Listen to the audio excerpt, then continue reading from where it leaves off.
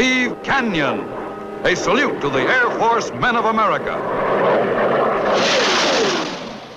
Howdy, and welcome back to Celebrating Vintage Model Kits. Today we got something a little bit different, our first figure kit. This is the infamous Aurora Steve Canyon Air Force pilot model kit. It's made in this standard Aurora box, but they printed it vertically as opposed to horizontally, so it's a little harder for me to show it to you, so I'm just going to show you the top part here for right now. So this kit was originally issued in 1958 by Aurora. It's kit number 409-98. The figure scales out to be approximately 1/8 scale. And Steve Canyon, for those of you who aren't familiar, was a comic strip character originally created by Milton Caniff, who was famous during the war and even pre-war for the Terry and the Pirates series. And after World War II, he kind of felt like the stories had run out from the Terry and the Pirates series. So he started the Steve Canyon series. The first time that it was that comic strip was in print was January 13th, 1947, and it ran all the way through June 4th of 1988, ending shortly after Milton Caniff passed away. The comic strip series was also produced in a series of books. There was also a famous television series that ran for 1 year on NBC from 1958 to 59. 34 episodes were produced. They were about 30-minute episodes. It starred Dean Fredericks. He was known for playing was, I think, Tarzan's friend in the Tarzan TV series or film series earlier. And the basic premise of the show was that Steve Canyon, who's a colonel, was kind of this fix-it man that would travel from base to base to help out with whatever the problem was of the day. And so it was basically kind of a showcase for the U.S. Air Force to show off some of their new technologies, some new things they were doing. Like, oh, how are we going to solve the problem of the refueling aircraft? Oh, Steve Canyon will show up and help you fix your refueling issues. How are we going to do landing barriers? Well, Steve Canyon's going to help you fix that out. So he'd be sent in to whatever base it was that was doing this new project, and Steve Canyon would help out with the problem. Eventually, Steve did get assigned to one base, and the stories then operated kind of out of that base. It was a fictitious base called, what was it called? Big Thunder Air Force Base in California. So the show, as I mentioned, there were 30-minute episodes, so completely contained episode. There were a few recurring characters, so it was kind of like the episode of the week. And most of the episodes revolved, mainly around, some sort of an Air Force project, a specific aircraft. But there were some of these kind of strange episodes that did come along. Steve Canyon's got to stop this East German spy ring from kidnapping a girl, or an assassin is going to try to kill some dignitary on the Big Thunder Ranch, base. So there was a few of these kind of oddball ones, but the vast majority of it was revolving around some Air Force stuff. And, from a historical standpoint, getting to see some of these aircraft and some of the new techniques they were trying to do was quite neat. And I'm sure as a kid, in the 50s, this would have just been like the greatest show ever made. So it is currently available on, I think it's Amazon Prime or Freevee, or one of those channels that you can download like through your Fire TV or your smart TV. They've got the complete series on there, so it's well worth a watch if you have not seen any of these. So let's get into the kit itself. So I'll show you a little bit more. So you've got trademark here under the Steve Canyon name. You've got image of the pilot. And the aircraft that he's standing in front of appears to be an F-102 Delta Dagger. That was supposed to be Steve Canyon's favorite plane, his plane of choice, and it was what was used in the opening credits, and you frequently see him flying in that. So he's equipped with full flight suit, Mae West, parachute harness, the whole flight suit there. And then you've got United States Air Force jet pilot, all plastic assembly. You've got your seal of approval, recommended for my parents, and 98 cents. And this is the Starburst Aurora logo.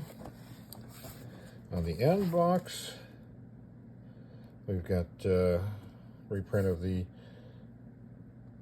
cover and Air Force thing here.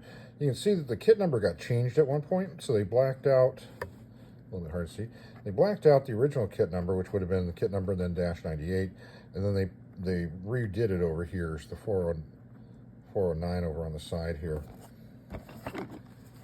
Actually, no, you know what? It says 404. So maybe they changed this to a 404 from the 409. Interesting. The Aurora logo is a little bit different on this end versus on the ends, as opposed to what's on the top. On the side here, you've got some other of their figurines. Aurora started getting popular for some of their figure kits that made them a household name for sure, especially once they got into the monster kits. But before that, they were known for some of these other ones. So you get like the Knight series, which was kind of cool. I built a couple of those. You get your U.S. Army infantryman, Air Force pilot, Blue Knight, Red Knight, Gold Knight, Chinese Mandarin, Chinese girl, Indians, Indian chief, Indian squaw, Scotch lassie, that's Scotch lad, a Dutch boy, a Dutch girl, sailor, Marine, Viking, and then they've got a Viking ship, and then listing, of course, all the other stuff they make. On this side, you've got Aurora's information, another Steve Canyon. And the artwork does wrap around the box, as you can see, which is kind of neat. All right, so bottom is just plain. This is about as mint of a box as you can get of a kit. This is a simply beautiful kit. And then let's take a look inside.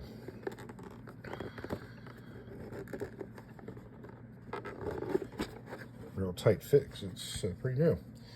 Now here's something you don't see too often, is the original tissue that came with the kit. So we'll set that aside. And this is probably exactly the way you would have found this kit in 1958. You got this great world globe base.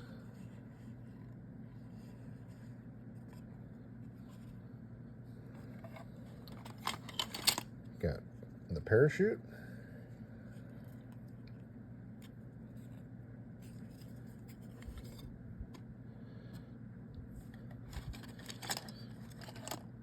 Got one of the legs, front and back. You can see the parachute harness wrapping around, zipper, little pockets.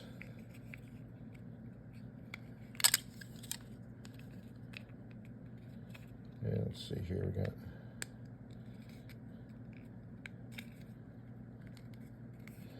a little bit of warping apart there, so you do have a bit of a seam there, but not too bad.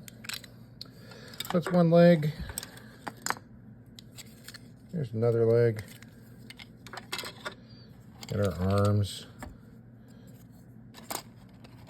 Got our torso. Mae West. Looks like part of the parachute harness again. And here's one of the trees to have some of the parts on it. Got the other side of the parachute harness with the D-ring for pulling to deploy your chute. A couple other smaller bits and parts, part of the harness again. Then you got this great oxygen mask here. Actually looks pretty close to the A13 MS 2206 or 2209, I think. Even has the comm cord on it. Pretty well detailed. Got the Air Force logo that would go on the base. And some arms. Got the Air Force sleeve insignia. Hard to see there. Doesn't want to focus on that. So you got some arms. The visor for the helmet. Would have been nice if this was a clear part, but it's not. Another part of the harness, it looks like. Got the bailout bottle for oxygen supply from bailing out. Back of the head. Back of the torso. And then you got your hands, which are all one piece. Pretty nicely molded hands. Gloved hands. You got your boots. There's your flight helmet. Looks pretty good for, I think this is a P4 flight helmet, or one of the P4 series, P4A, P4B maybe. Looks like it's got the leather tabs. So for the oxygen mask, that I think would have been a P4A. So pretty nice. And then you got your face, which I've seen a few of these built up, and I mean, it looks pretty fierce, but nicely done. You got the back side of the head, nice Air Force haircut, one of his boots, and then we have a little decal. So that would go on to, it's like the U.S. Air Force Steve Canyon. This top one I think would go on the helmet, and this bottom one maybe go on the stand. And we've got this little brochure from Aurora. And it's advertising other stuff. Schaefer pins, National Products, Ever-Ready flashlights, compass light, Belforte watches, Rawlings sporting equipment. I don't think I've ever seen this inside a kit before, advertising other junk. Yes, maybe the tie into the Steve Canyon, maybe there was some commitment to that, to the advertising. But here's the instruction sheet. So backside is typical of what you see from these 50s Aurora kits, with a lot of images of their other kits, mainly in this case helicopters and a few tanks. Full listing of their other kits down the side over here. And then the instructions themselves. You've got a couple, you got one exploded view here of the main body. Then you also have the accessories that go on top, and then an image of the completed kit right there.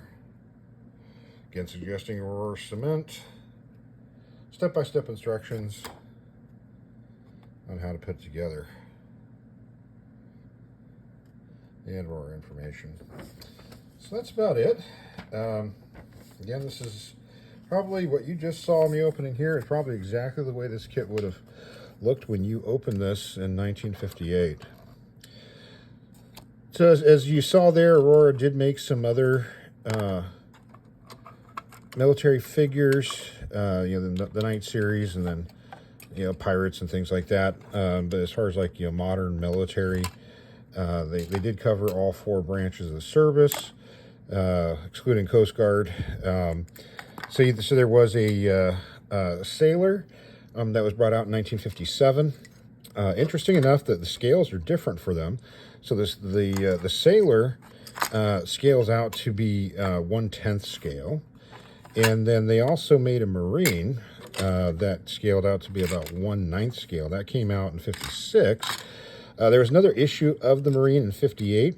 I'm not quite sure if they actually changed the mold itself for the kit, because the box cover on one shows the Marine marching, with a rifle. Another one shows him at attention.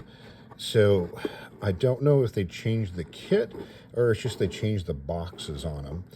but they're very distinct, different poses on it. And there was also an infantryman, a soldier for the U.S. Army. And this kit was issued also in '58 under the Playcraft Aurora name. And that was just a U.S. Air Force pilot. So at the same time, or shortly after the Steve Canyon one came out, they did have just an Air Force pilot, just kind of a generic pilot, that then was reissued in '60 and '64 under just the standard Aurora label. And that was, again, just U.S. Air Force pilot. As far as other Steve Canyon, in real life kind of stuff, there is a Steve Canyon statue in Idaho Springs, Colorado. It's a big giant statue of Steve. And nearby Mountain Canyon was renamed Steve Canyon. And finally, one other tidbit that I thought was interesting was the CIA U.S. Air Force unofficial name for some of their covert air war operations in Laos was unofficially codenamed Steve Canyon. So that was kind of, I thought, an interesting bit of information. So that's it. If you've built this kit, or one of the other Air Force pilots, or maybe even some of the other soldiers that they produced around this time, let us know how it turned out. If you got pictures or video of one of the kits that you built from the series, definitely send it in so we can add it to our user or viewer video that we're putting together. Looks like about one a month, maybe. Other than that, have yourself a great day. Thanks for watching, and we'll see you at the next video.